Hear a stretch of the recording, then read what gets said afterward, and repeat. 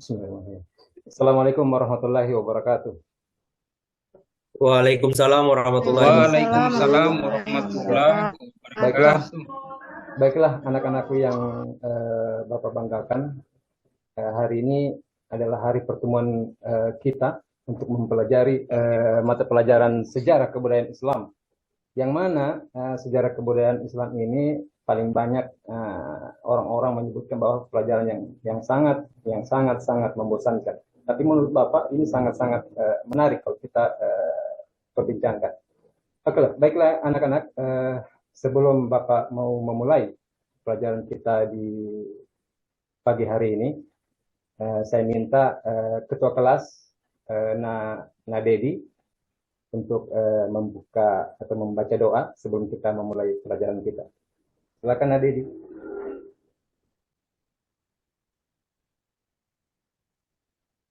Ya, baiklah. Terima kasih Pak.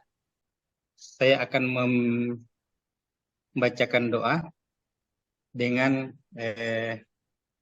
memulai dengan suratul Fatihah. Bismillahirrahmanirrahim. Alhamdulillahirabbil alamin. Ar-Rahmanir-Rahim. Maliki yaumiddin. Iyyaka na'budu wa iyyaka nasta'in. Ihdinas siratal mustaqim. Siratal ladzina an'amta 'alaihim ghairil maghdubi 'alaihim waladdallin. Amin. Ya. Terima kasih banyak ya Nadedi. Oke, baik anak-anak sekalian yang Bapak banggakan dan Bapak cintai. Hari ini kita akan membahas tentang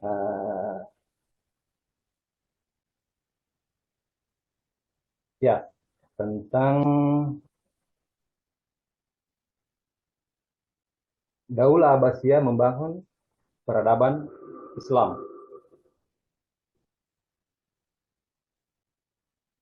Sebelumnya,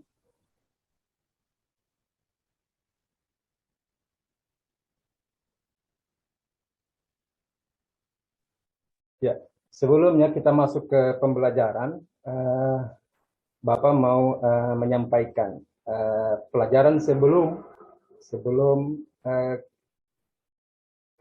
pelajaran Daulah Abbasiyah. Ada yang masih ingat pelajaran yang kemarin kita sempat pelajari sebelum masuk ke Daulah Abbasiyah?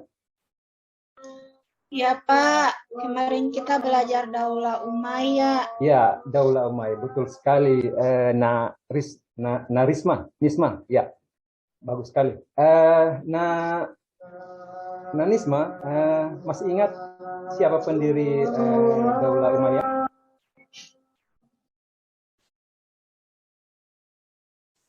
Ya, pendiri Daulah Umayyah itu Muawiyah Pak, Muawiyah bin Abu Sufyan. Cerdas sekali Nisma ini. Kita aplaus dulu buat Nisma ini teman-teman. Oke, baik anak-anakku sekalian. Hari ini kita akan belajar tentang bagaimana perkembangan Daulah Abbasiyah. Adapun capaian pembelajaran, yang pertama itu menganalisis sejarah perkembangan peradaban Islam pada masa Daulah Abbasiyah. Guna kita mempelajari pelajaran kali ini, yaitu tujuannya untuk menganalisis sejarah peradaban Islam pada masa Daulah Abbasiyah untuk menumbuhkan jiwa yang optimis, kritis, dan berprestasi. Ya, materi kita kali ini tentang Daulah Abbasiyah membangun peradaban Islam. Nah, di mana perkembangan peradaban Islam pada masa Daulah Abbasiyah itu dibagi menjadi 5 kemajuan. Kemajuan yang pertama itu di bidang kebudayaan, kemudian kemajuan kedua di bidang sosial dan ekonomi, kemajuan ketiga itu bidang politik dan pemerintahan, yang keempat bidang pendidikan dan ilmu pengetahuan, dan yang terakhir yang kelima bidang seni. Jadi di sini nanti tolong anak-anak sekalian diperhatikan penjelasan dari Bapak. Nanti Bapak uraikan satu persatu tentang kemajuan perkembangan peradaban Islam pada masa Daulah Abbasiyah. Nah, di sini kita masuk ke kemajuan bidang kebudayaan dulu. Nah, di bidang kebudayaan ada dibangunnya istana yang bernama Hasimiyah. Nah, Hasimiyah ini, istana ini dibangun pada masa Abu Abbas As-Saffah, yang mana Abu Abbas As-Saffah ini adalah pendiri daripada Daulah Abbasiyah. Istana ini merupakan tempat tinggal khalifah dan para keluarganya. Kemudian yang kedua itu di kota Baghdad. Nah, kota Baghdad ini menjadi pusat peradaban dan kebangkitan ilmu pengetahuan dalam Islam. Kemudian yang ketiga itu ada masjid yang dibangun. Masjid itu pada masa itu berfungsi untuk tempat ibadah, bermusyawarah, dan tempat menuntut ilmu. Itu fungsi masjid pada waktu itu. Itu dari segi kemajuan bidang kebudayaan. Nah, di sini ada gambar masjid, namanya Masjid Raya Samara. Itu kalau dilihat dari gambar, bisa terlihat anak-anakku sekalian gambarnya? Bisa Pak, bisa Pak. Bisa Pak. Iya. Kira-kira kalau dengan lahan seperti ini, kondisi cuaca seperti ini bisa ditanami apa ini? Nah, Rofi? Pohon kurma, Pak. Kurma Pak. Pohon kurma, bukan pohon pisang. Iya. Ya? Nggak bisa pohon Nggak pisang. bisa, ya? Oke, baik. Jadi ini adalah gambar, namanya Masjid Raya Samara. Kemudian yang kedua, itu dibangunnya masjid yang bernama Masjid Ibnu Taulun. Ini gambar masjidnya. Nah, sekarang kita membahas tentang kemajuan di bidang sosial dan ekonomi. Kita bahas dulu tentang bidang sosial. Nah, di bidang sosial ini, itu terbagi menjadi dua kelas. Ada yang namanya kelas khusus, dan ada yang namanya kelas umum. Nah, siapa-siapa di kelas khusus ini? Ya, di kelas khusus ini antara lain, yang pertama adalah khalifah, kemudian famili khalifah atau Bani Hasyim, kemudian yang ketiga para menteri, gubernur, yang keempat itu para bangsawan di luar Bani Hasyim, dan yang kelima adalah para tentara dan pembantu istana. Itu yang ada di kelas khusus. Kemudian yang ada di kelas umum itu terdiri dari 4. Yang pertama adalah para seniman, para ulama fuqaha atau ahli fikih dan pujangga. Yang ketiga para saudagar dan para pengusaha, dan yang keempat para tukang dan para petani. Itu dari bidang kemajuan sosial. Itu terbagi menjadi 2 kelas ya, kelas khusus dan kelas umum. Kemudian di bidang ekonomi ada 3 kemajuan di bidang ekonomi. Yang pertama adalah pembangunan bidang pertanian, kemudian pembangunan bidang industri, dan yang ketiga pembangunan bidang perdagangan. Itu kemajuan dari segi bidang ekonominya. Oke, kita bahas dulu di bidang ekonomi. Nah, di bidang ekonomi lahir bidang pertanian. Untuk mendorong majunya kaum tani, itu ditempuh langkah-langkah. Langkah yang pertama adalah memperlakukan ahli zimah atau penduduk non-Islam dan mawali atau penduduk Islam non-Arab. Jadi ini ahli zimah ini artinya penduduk non-Islam, sedangkan mawali artinya penduduk Islam non-Arab, yang berarti orang yang bukan Arab. Kemudian dengan baik dan adil serta menjamin hak milik dan jiwa mereka hingga mereka mau kembali bertani di ladang mereka. Kemudian langkah kedua yaitu mengambil tindakan keras terhadap pejabat yang berlaku kejam terhadap para petani. Kemudian yang ketiga memperluas daerah pertanian di segenap wilayah. Yang keempat membangun bendungan-bendungan, menggali kanal-kanal atau irigasi untuk mengairi daerah pertanian. Itu dari segi bidang pertanian. Kemudian dari segi bidang perdagangan, itu cara-caranya yang pertama itu membangun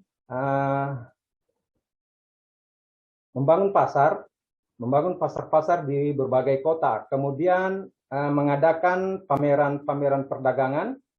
Yang ketiga membangun jalan sebagai sarana transportasi agar lalu lintas perdagangan menjadi lancar.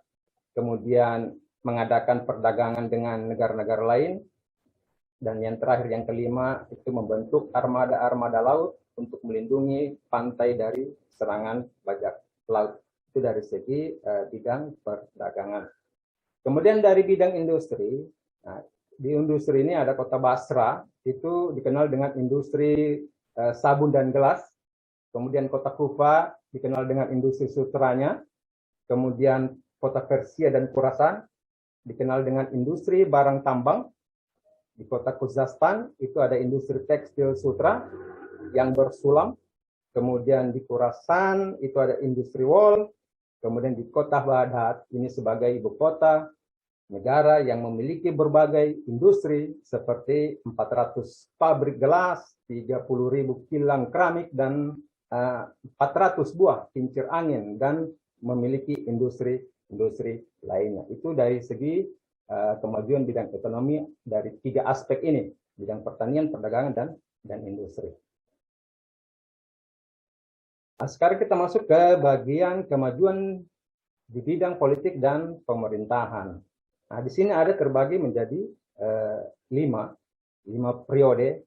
Di periode pertama itu pengaruh Arab dan Persia satu, itu khalifah yang memerintah pada saat itu adalah Abu Abbas As-Saffah dan Al-Wasti.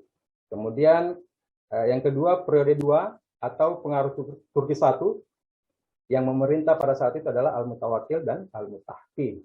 Kemudian pengaruh 3 atau Persia 2, yang memerintah pada saat itu adalah Al-Mutafi dan Al-Qaim. Kemudian pengaruh 4 atau Turki 2, itu yang memerintah Al-Qaim dan Nasir. Kemudian yang terakhir periode 4, periode non pengaruh. Itu yang khalifah yang memerintah pada saat itu adalah An-Nasir dan Al-Mutasim. Oke, kita lanjut ke kemajuan bidang pendidikan dan ilmu pengetahuan. Oke, di bidang kemajuan ilmu pendidikan dan ilmu pengetahuan, yang pertama berdirinya lembaga-lembaga pendidikan, di antaranya Darul Hikmah atau perguruan tinggi, kemudian madrasah, ada MI, MTS, MA, kemudian majelis munadarah, tempat berkumpul untuk membahas masalah ilmiah, dan An-Nizmiyah, yaitu sebagai tempat pusat studi ahli agama. Kemudian yang kedua itu berdirinya kota-kota kegiatan ilmu pengetahuan yang berada di kota Mekah, Madinah, Kufah, Damaskus, Hujaz, Kairawan, Irak, dan Mesir. Kemudian yang ketiga, lahirnya ilmu fikih dan para fuqaha terkenal, antara lain Imam Abu Hanifah, Imam Syafi'i, Imam Malik, dan Imam Ahmad bin Hanbal.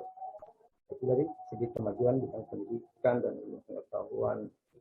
Nah, kemudian yang keempat, perkembangan ilmu nakli. Perkembangan ilmu nakli. Ada yang tahu apa itu ilmu nakli? Anak-anak sekalian? Belum, Pak. Naikro? Belum? Iya, Pak. Belum tahu, Pak. Nah, Nasiruddin, ilmu nakli itu ada yang tahu? Belum, Pak. Belum tahu, Pak. Nah, jadi ilmu nakli itu yaitu ilmu yang bersumber dari Al-Quran dan hadis. Sekarang sudah kita paham ilmu nakli itu seperti apa. Jadi ilmu yang bersumber dari Al-Quran dan hadis. Yang pertama adalah ilmu tafsir. Tokoh-tokohnya antara lain Ibnu Jarir At-Tabari, kemudian ilmu hadis. Tokoh-tokohnya antara lain ilmu Imam Bukhari, Imam Muslim, kemudian ada ilmu tasawuf, tokohnya antara lain Imam Ghazali, Sahabuddin, kemudian ilmu bahasa, tokohnya antara lain Sibawaihi dan Al-Farah. Kemudian yang berkembang di situ juga ada ilmu akli. Nah, ilmu akli ini ada yang tahu, anak-anak sekalian? Ilmu akli?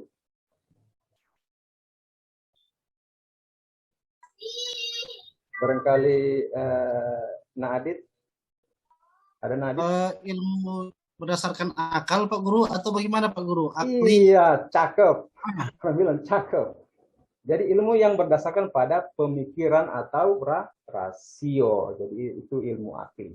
Nah, seperti contohnya ilmu kedokteran, ilmu filsafat, ilmu falak, ilmu pasti, geografi, sejarah, farmasi, dan kimia.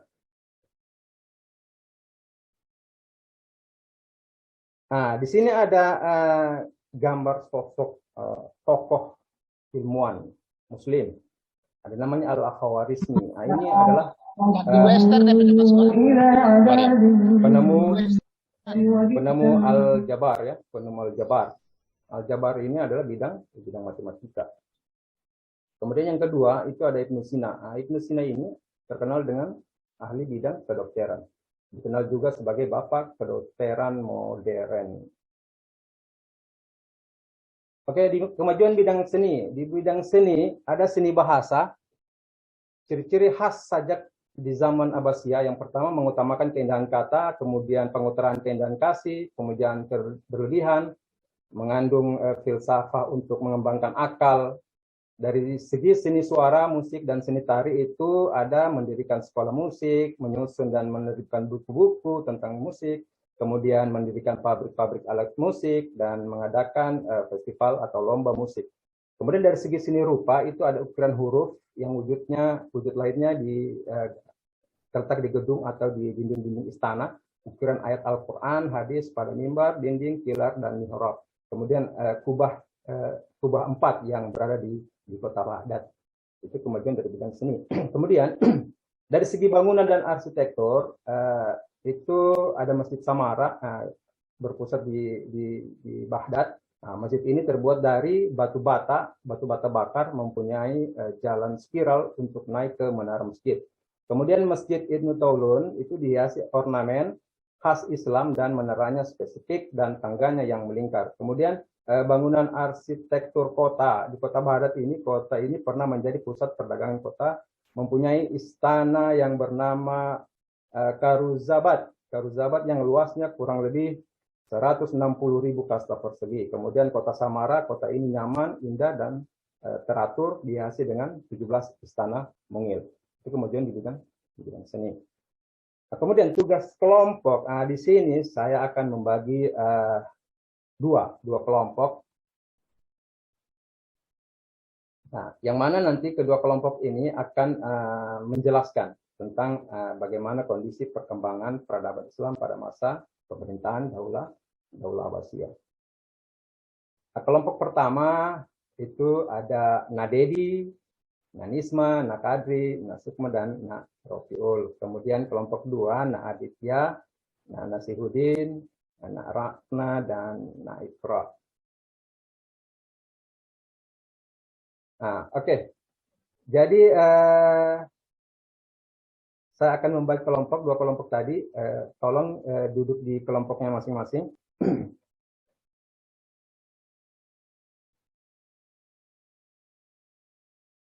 Sudah? Pak. Ya, oke. Jadi kelompok ini kelompok 1, saya ulangi. Kelompok 1 itu ada Nadedi, Narisma, Nakadri, Nasukma, dan Rofiul. Kemudian kelompok 2 ada Aditya, Nasihudin, dan Ratna, dan Ikra. Jadi kalian akan berdiskusi tentang penjelasan bagaimana kondisi perkembangan peradaban Islam pada masa pemerintahan Daulah Abbasiyah.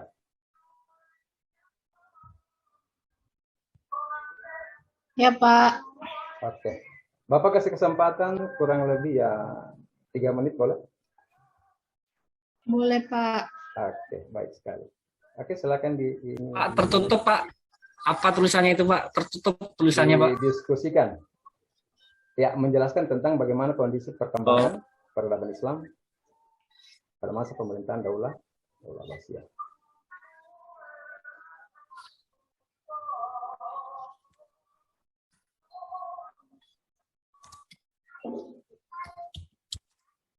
Oke, sudah? Bentar, Pak.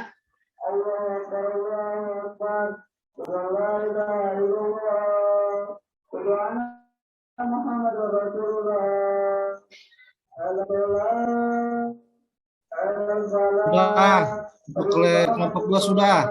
Oke, mantap sekali. Kelompok Nah, 2 dulu, Aditya ini Pak. memang luar biasa ini. Nah, Aditya ini. Oke, silakan Adit. Oke, terima kasih. Assalamualaikum warahmatullahi wabarakatuh. Waalaikumsalam warahmatullahi wabarakatuh. Waalaikumsalam. Terima kasih atas kesempatan yang telah diberikan.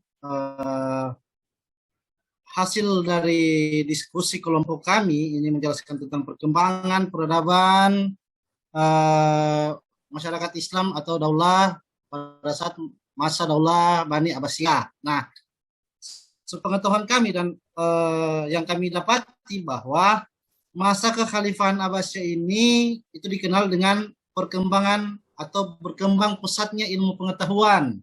Ya. Karena di situ telah muncul ilmuwan-ilmuwan seperti yang telah dijelaskan oleh Bapak tadi, Al-Khawarizmi, Ibnu Sina, bahkan pada saat itu telah ditemukan teropong bintang dan sebagainya. Kemudian dia dalam bidang ilmu pengetahuan maupun agama juga berkembang pada masa Khalifah dinasti Abbasiyah. Ya. Kemudian dalam masa kekhalifahan Abbasiyah, keadaan sosial ekonomi pun berkembang dengan baik, Pak. Hanya itu yang bisa saya jelaskan, Pak. Oke. Terima kasih. Assalamualaikum warahmatullahi wabarakatuh. Waalaikumsalam warahmatullahi wabarakatuh. Luar biasa. Kita beri aplaus dulu untuk kelompok 2. Mantap sekali. Bagaimana kelompok 1? Iya, ada Pak dari kami. Terima kasih. Ya. Yang bisa kami tangkap dan berdasarkan hasil diskusi kami, ada beberapa perkembangan kebudayaan peradaban Islam masa Abbasiyah. Yang pertama itu ada ini bidang ekonomi, ada bidang pertanian, bidang industri dan perdagangan. Kemudian ada juga kemajuan sistem administrasi pemerintahan. Yang kedua ada kemajuan sistem sosial dari khalifah hingga kelas umum masyarakat.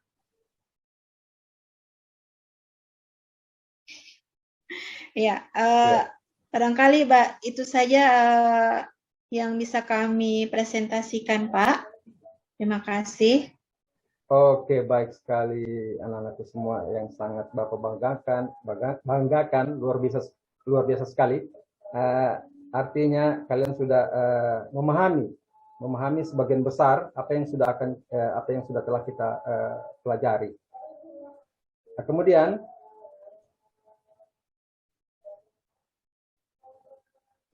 di sini nanti ada post test. Nah, post test nanti akan Bapak kirimkan linknya terkait dengan materi yang sudah kita pelajari, ya. Siap, Pak. Ya. Dan saya pikir insya Allah apa yang sudah kita pelajari tadi itu bisa kita ambil hikmahnya, kemudian kita bisa menerapkannya dalam kehidupan sehari-hari kita. Oke, sampai di sini ada yang kurang jelas mungkin? Sudah jelas, Pak. Sudah jelas, alhamdulillah. Mantap sekali. Jelas, Pak. Alhamdulillah. Iya, mantap, luar biasa sekali saya punya anak-anak ini. Cantik-cantik, ganteng-ganteng, ya. Oke. Terima kasih. Ya, jadi untuk pertemuan kita selanjutnya, kita akan mengupas tuntas yaitu tentang peran ilmuwan Muslim pada masa Daulah Abbasiyah. Jadi peranan ilmuwan dan tokoh ilmuwan Muslim pada masa Daulah Abbasiyah. Seperti itu. Jadi kurang lebihnya Bapak mohon maaf. Wabillahi taufiq wal hidayah. Assalamualaikum warahmatullahi wabarakatuh. Waalaikumsalam warahmatullahi wabarakatuh.